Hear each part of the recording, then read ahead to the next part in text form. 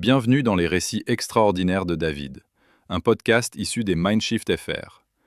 Le dossier que nous ouvrons aujourd'hui, chers amis, est le plus extraordinaire depuis le début de cette émission, et chose curieuse, il est pratiquement inconnu en France. Tout commence, tout s'explique, avec les deux photos que nous avons devant nous.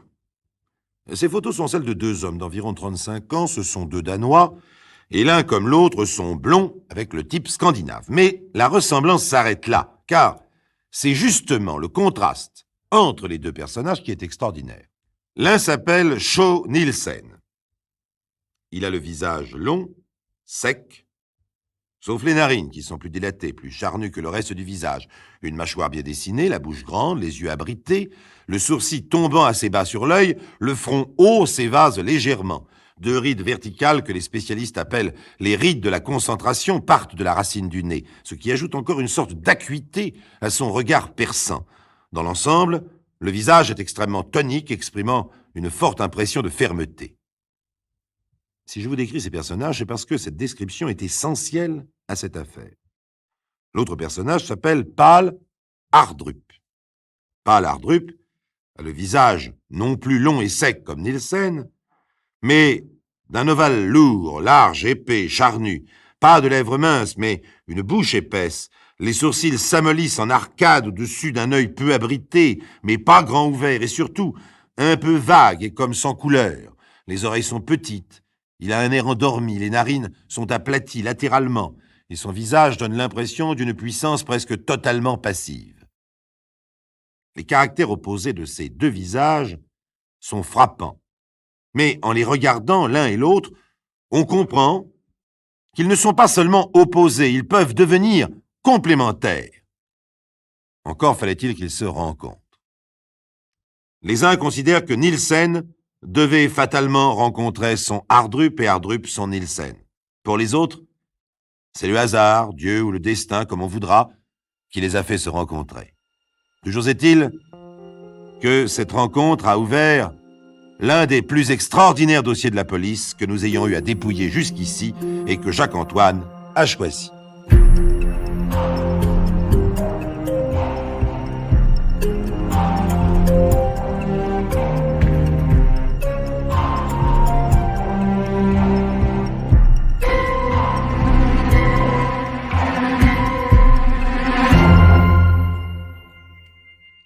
Je vous le dis tout de suite, chers amis, le dossier de cette affaire ne s'est refermé qu'en 1967. Mais il a été ouvert le 21 mars 1951, au matin, dans une rue tranquille dans un quartier de Copenhague. Au mois de mars, c'est encore l'hiver ici et personne ne remarque le jeune homme falot vêtu d'un passe-montagne qui marche d'un pas régulier et calme dans la foule. Personne non plus ne lui prête attention lorsqu'il pénètre dans la succursale d'une banque, la Landmann-Banken. Tranquille, il traverse le hall pour s'arrêter devant le guichet de la caisse. Avec une calme assurance, il sort alors un pistolet. L'argent, vite. Le caissier lève la tête, les yeux arrondis, mais son étonnement et sa peur se transforment en sourire. Allons donc, un gangster, ce garçon, à l'allure débonnaire. Le caissier pense qu'il suffit de temporiser et il refuse.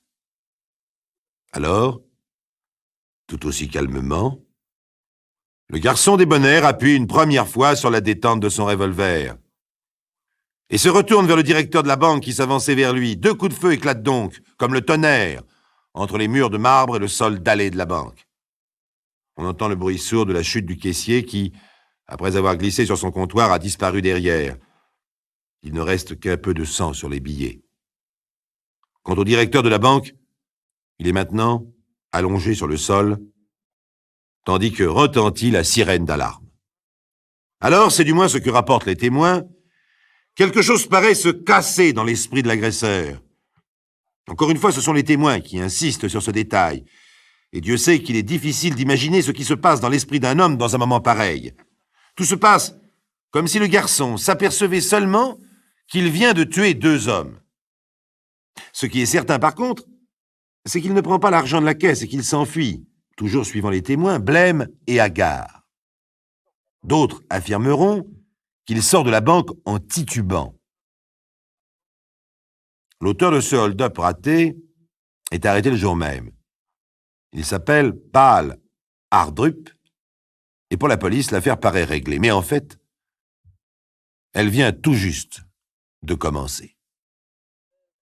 Lorsque des dizaines d'experts, plusieurs services de police, des avocats, un gouvernement, une haute cour de justice, une cour suprême, et finalement les ministres du Conseil de l'Europe ont, les uns après les autres, à étudier un dossier judiciaire, je n'ai pas besoin de vous dire que l'on aboutit à une littérature d'un volume monstrueux et d'une digestion difficile. C'est le cas pour ce dossier que nous allons essayer de résumer. Quelques heures après l'arrestation d'Ardrup, un ami et la femme de celui-ci, qui a 28 ans, demandent à être reçus par la police. D'après eux, ce n'est pas Ardrup le vrai criminel. L'homme qui a tué le caissier, le directeur de la banque, s'appelle Sjo Nielsen. Sjo Nielsen se trouvait à plusieurs kilomètres de Ardrup au moment du hold-up, mais c'est tout de même l'instigateur du crime. Et la femme et l'ami d'Ardrup vont raconter une histoire qu'Ardrup va tout d'abord nier obstinément, qui, dans la suite, va bouleverser le Danemark. Nielsen, élevé dans une ville du Jutland par un père tonnelier ivrogne, commet très jeune de petits délits qui lui valent la maison de redressement. Et parce qu'il croit être de la race des seigneurs, ou tout simplement pour sortir de la maison de redressement, il s'engage en 1940 dans une formation SS qui va bientôt combattre sur le front de l'Est. Ardrup suit le même chemin, mais ce garçon sensible, à tendance mystique, espère simplement, affirme sa femme, trouver chez les SS un peu de fraternité. Nous ne faisons que reproduire les pensées de la femme de Ardrup. Lors de la débâcle allemande, ils sont arrêtés et condamnés. Ardrup a 14 ans d'emprisonnement pour collaboration avec la police allemande. Nielsen a 12 ans d'emprisonnement pour service dans l'armée allemande, dénonciation et chantage. C'est en prison en 1947 qu'ils se rencontrent pour la première fois. Très vite, les deux hommes deviennent camarades. S'isolent totalement des autres détenus, s'enferment dans un monde morbide pour pratiquer le yoga et autres disciplines. Dès le début, Nielsen est le fort, Ardrup le faible, le maître et l'esclave. Déjà Nielsen, grâce à un magnétisme incontestable, possède totalement Ardrup. D'ailleurs, après le hold-up, d'anciens co-détenus viennent spontanément informer la police que Nielsen en était certainement l'instigateur. Si l'on croit ces témoignages, la différence de caractère entre les deux hommes, qui peut paraître un prétexte facile pour excuser l'un et condamner l'autre, est pourtant totalement vraie. D'après ces témoins, lorsqu'ils sont libérés en 1949, l'hypnose que pratique Nielsen accentue son empire sur le malheureux Ardrup. Nielsen est devenu Dieu le Père, l'Esprit, et Ardrup ne vit que par lui, devenant une machine à obéir, un vulgaire outil entre ses mains, et en son absence, une loque sans ressort. Dès leur libération, les deux hommes pensent à se procurer de l'argent pour créer un nouveau parti d'inspiration nazie. Décidément, c'est dans ce but qu'ils préparent des attaques de banque et que Nielsen transforme Ardrup en machine à voler et à tuer. C'est Nielsen, paraît-il, qui ordonne et même téléguide le mariage d'Ardrup, dont la femme elle-même devient un rouage de sa monstrueuse entreprise. Il l'abat, paraît-il, pendant des séances de magie noire et profite de ses faveurs, sous l'œil d'Ardrup, qu'on ne peut même pas qualifier de mari complaisant, puisqu'il n'est plus qu'une machine. Toujours selon ses témoins, Nielsen lança pour la première fois sa machine en août 1950. Ce jour-là, en effet, Ardrup attaque une première banque. Il n'y a pas de victime. Il vole 25 000 couronnes qu'il remet en effet à Nielsen une fois le hold-up accompli. Puis c'est l'attaque du 21 mars 1951. Évidemment, les policiers restent d'abord très sceptiques. Ce n'est pas la première fois qu'on prétend expliquer un crime par l'hypnotisme. Mais jusqu'à présent, de tels faits n'ont jamais été vérifiés et aucune accusation de cet ordre n'a jamais mené un prévenu devant un tribunal. Ils sont d'autant plus sceptiques qu'Ardrup s'obstine toujours à lier toute participation de Nielsen à cette affaire, et Nielsen, qui était à plusieurs kilomètres de la banque, prétend ne pas avoir été au courant du hold-up. Quelques jours après son arrestation, Ardrup a bien déclaré au psychiatre de la police qu'un esprit gardien lui avait ordonné de commettre le vol pour des raisons politiques. Cet esprit avait orienté sa vie et déterminé ses actions depuis qu'il s'était révélé au cours de son séjour à la prison. Mais selon Hardrup, l'esprit gardien n'est pas Nielsen. Un premier rapport des psychiatres conclut qu'Hardrup devait être considéré comme un aliéné dangereux qu'il convient d'interner dans un centre de prévention pour psychopathes et que Nielsen a sans doute exercé une influence décisive et fatidique sur lui. Arrêté une première fois, Nielsen est relâché, le tribunal municipal de Copenhague ne pouvant se satisfaire de ce motif. Mais dans la suite, l'enquête établit que lors du premier hold-up d'Hardrup, Nielsen a reçu immédiatement l'argent dérobé par celui-ci. Nielsen, laissé en liberté, est inculpé de complicité de tentative de vol à main armée.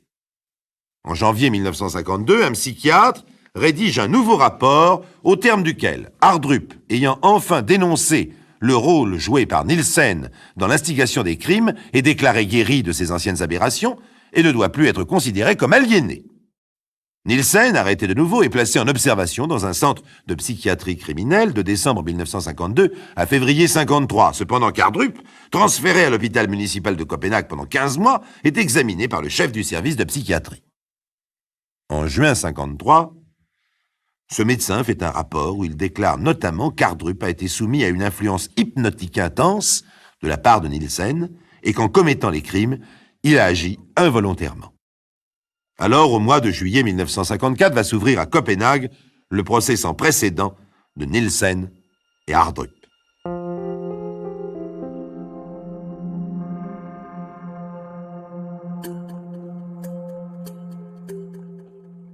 Donc, le procès sans précédent de Nielsen et Hardrup commence en juillet 1954. Il va durer 1 mois.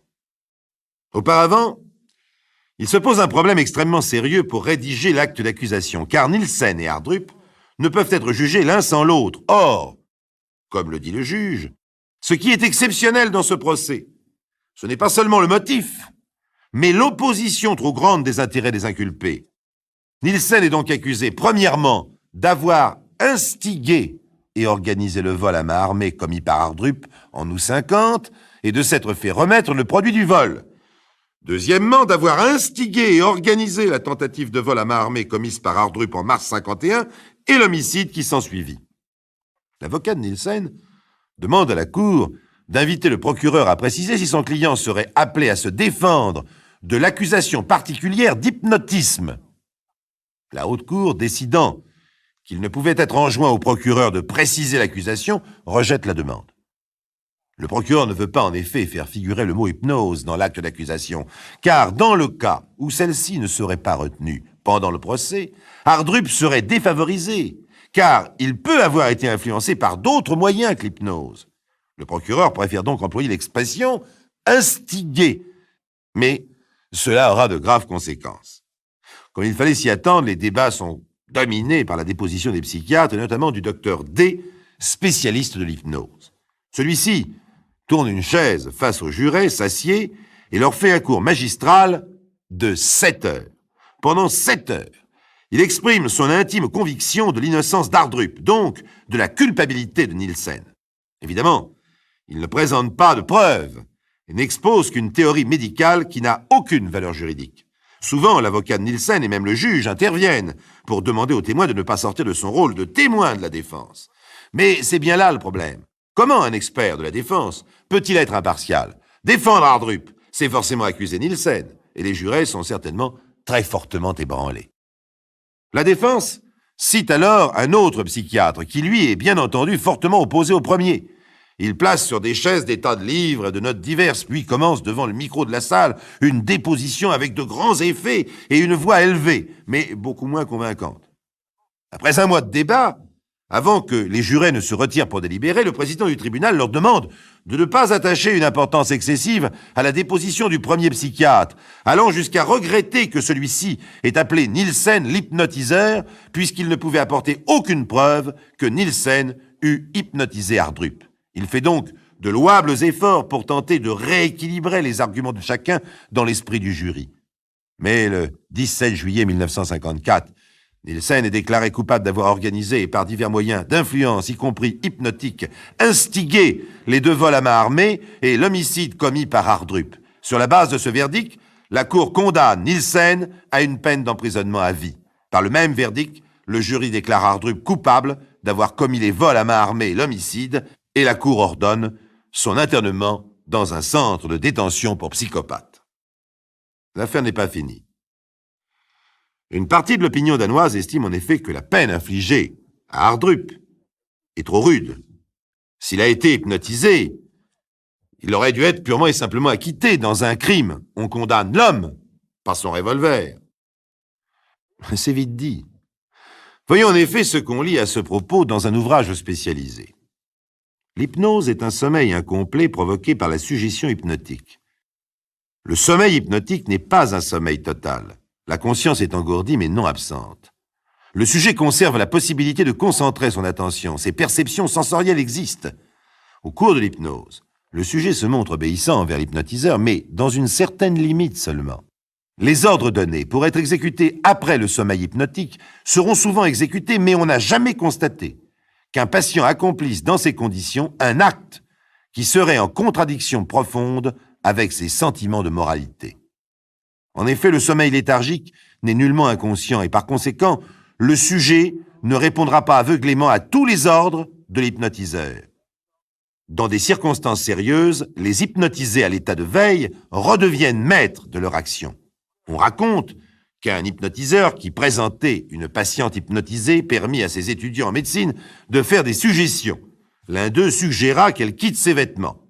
À ces mots, l'hypnotisé s'éveilla brusquement et sortit très en colère. Il est donc invraisemblable que l'on puisse persuader une personne hypnotisée de commettre un crime, sauf si la personne a en elle une tendance au crime. Voilà pourquoi, même s'il a été hypnotisé, Hardrup ne peut pas être considéré comme irresponsable. Maintenant, venons-en à la partie de l'opinion favorable à Nielsen. Une partie de l'opinion estime que si certains indices indiquent une certaine participation de Nielsen au vol, rien ne prouvait sa participation au crime, et que l'affaire fut violemment embrouillée par les discussions des psychiatres, et qu'en tout état de cause, la condamnation à perpétuité est hors de proportion avec l'accusation limitée qui pouvait être formulée. Mais, comme malgré les appels, la Cour suprême confirme le jugement de la Haute Cour, l'avocat de Nielsen, le 2 décembre 1953, saisit la Cour spéciale d'une requête tendant à faire ordonner la réouverture du procès. Il invoque l'existence d'éléments de preuve nouveaux, notamment de 2 lettres d'Hardrup, dans lesquelles il déclare avoir faussement accusé Nielsen, celui-ci n'ayant eu aucune part directe à l'organisation ou à la préparation des 2 vols à main armée et de l'homicide.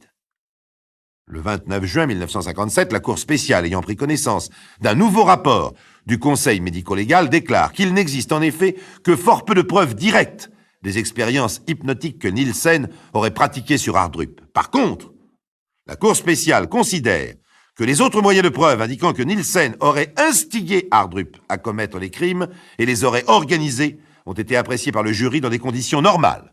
La réouverture du procès ne peut donc être ordonnée. Mais que deviennent pendant ce temps les 2 hommes? Bien, Hardrup est enfermé dans un asile psychiatrique. Quant à Nielsen, tandis que sa femme demande le divorce, il déborde d'activité. Entre autres, il parvient à faire sortir en fraude de sa prison le manuscrit d'un livre qui sera publié et dont le titre peut être traduit par « Coquin, toujours coquin ». Dans ce livre, il raconte sa vie et ne cache pas qu'il n'a jamais été un petit saint, mais se défend d'avoir hypnotisé Hardrup. Alors son avocat introduit une requête auprès de la Cour européenne des droits de l'homme à Strasbourg. En effet, le 4 novembre 1950, les pays membres du Conseil de l'Europe ont signé à Rome une convention pour la sauvegarde des droits de l'homme et des libertés fondamentales. Inutile de vous dire, chers amis, qu'on a beaucoup parlé et noirci beaucoup de papiers, et nous n'entrerons pas dans le détail de cette bataille juridique. Sachez seulement que la requête de Nielsen était fondée sur 2 faits. D'abord, l'acte d'accusation n'ayant pas comporté le mot « hypnose », l'avocat, ne sachant donc pas que son patient serait accusé d'avoir pratiqué l'hypnotisme sur Hardrup, n'aurait pu organiser une défense normale. Ensuite, les débats auraient donné une place exagérée aux psychiatres, et certains de ceux-ci, sortant de leur rôle, auraient ancré dans l'esprit du jury que Nielsen était coupable d'avoir hypnotisé Hardrup. En 1959, une sous-commission de 7 membres est alors constituée qui doit établir les faits de la cause et s'efforcer de parvenir au règlement amiable de l'affaire. Un tel règlement n'intervenant pas, la commission plénière, à l'unanimité, adopte en 1961 le point de vue qu'il n'y a pas eu violation de la Convention dans le procès de Nielsen. C'est finalement le comité du Conseil des ministres de l'Europe qui va examiner définitivement l'affaire du 23 au 31 octobre 1961. Sur la base des documents remis tant par l'avocat de Nielsen que par le gouvernement danois, le comité des ministres parvient à une conclusion identique selon laquelle il n'y a pas eu de violation de convention. Nielsen reste donc en prison tandis qu'Ardrup est libéré de l'asile. Mais il ne suffit pas à Ardrup de redevenir un homme libre. Il lui faut convaincre l'opinion publique qu'il n'est plus un instrument et que, s'il rencontre un nouveau Nielsen, le drame dont il fut le protagoniste pour certains, la victime pour d'autres, ne risque pas de se répéter. Finalement, Nielsen sera gracié en 1967, après avoir donc passé plus de 15 ans en prison. Chose étrange, il va revoir Ardrup. Et ils vont, tous deux, essayer d'écrire un nouveau livre. D'après son avocat et sa nouvelle épouse, car il s'est remarié, Nielsen peut être brutal dans la parole et dans l'écrit, mais dans ses actes, c'est un homme énergique, soit, mais serviable et actif. Un des rares prisonniers qui ait pu sortir intact physiquement et psychiquement de la prison. Il tient d'ailleurs une série de conférences en faveur d'une refonte du système pénitentiaire danois. Mais d'autres témoignages le présentent comme un homme amer et déçu. Et je serais tenté de leur donner raison lorsqu'on connaît la suite. L'année dernière, le 26 mai 1974, on le trouve inanimé chez lui, dans les environs de Copenhague. Il s'est empoisonné. Malgré son transport à l'hôpital, on ne peut le sauver. Il est mort. Il avait 59 ans. Il semble qu'une circonstance apparemment infime a été la goutte d'eau qui a fait déborder le vase de son amertume. À 59 ans, il cherchait à pouvoir exercer un métier décent. Et on venait de lui refuser, pour la deuxième fois, le permis de conduire les taxis. Refermons donc, comme Nielsen vient de le faire, cet extraordinaire dossier de la police.